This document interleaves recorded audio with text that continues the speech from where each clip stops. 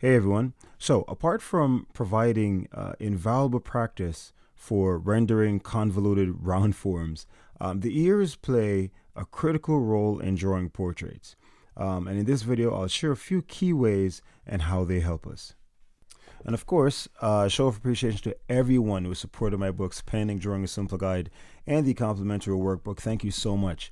Remember to follow me over on Instagram. I share drawings, tips, and just, words of motivation to hopefully inspire you in some way. All right. And I will be doing a series of videos on some of the exercises, actually continuing them, exercises from the workbook, as well as expounding on some of the concepts from the Simple Guide. So keep an eye out for that. And yes, I am refining the pen and ink shading course. I know it's been a while. I've had some hiccups here and there, but I'm definitely refining it. And it's going to be about at least 7 hours. All right. So it's going to be pretty extensive. And keep an eye out for a giveaway I'll be having soon. All right, guys. So thanks so much. Let's get into this. So we're all guilty of not paying enough attention to the ears. We even try to avoid them sometimes, but they're key to establishing the head's proportions, orientation, structure, and even shading. Ears help to place the eyes, nose, and other features. You may already know the upper and lower limits align with the eyebrow and base of the nose, which also helps in placing the chin and hairline, and they also help to place the back of the head as well as its high point. The ear's axis helps us to make the head level, aligned with the zygomatic arch. This is how I generally know when someone, or determine when someone is looking straight on. If the ears are, for example, above the eye line, I know that the head is tilted forward. And if they're below, then that tells me that the head is tilted back.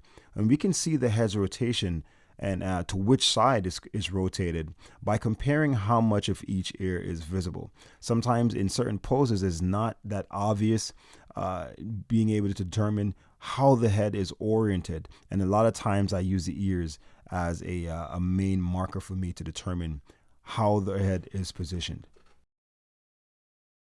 The ear hole actually marks the exact meeting place of the zygomatic arch of the cheekbone and the hinge of the jawbone. So for me, this is an important anatomical and structural landmark and helps especially when drawing the head in unusual positions. So when the head is rotated or positioned in an unusual way, I can generally be able to determine where the jawline will project from, because the jawline will always project from where the ear hole is. So knowing this landmark is very important for the head when you're drawing it in unusual positions. And likewise also, right below the ear is a feature of the skull called the mastoid process. And this is very important for determining where the neck will actually project from. They actually are on both sides of the opening where the vertebral column attaches to the head. So by knowing this, it's a very subtle way of knowing how to draw the neck projecting from the head or from the body and attaching to the head. And this is a very important feature when you're actually drawing portraits. The fact that the ears are on the side of the head enables us to convey and accentuates its three-dimensionality much more clearly. This makes it easier to envision our construction lines kind of like wrapping around the head and helps us to emphasize the side plane more clearly. So we're able to more firmly establish a sense of the sides or the basic size of the head or the basic planes of the head. So by positioning the ear in a certain way, we know that it's on the side of the head. This helps to accentuate the solidity of the head, the mass and volume of the head. Also, when the head is lit primarily from the front, right? Because the ear is on its side plane, in most cases it will be in shadow, right? So now this seemingly small detail or aspect can have a tremendous visual impact on emphasizing the head's volume and mass, because by showing that, for example, the ear is in shadow, then this reinforces the sense of mass and volume of the head and makes it seem more like a three-dimensional form or subject on your paper.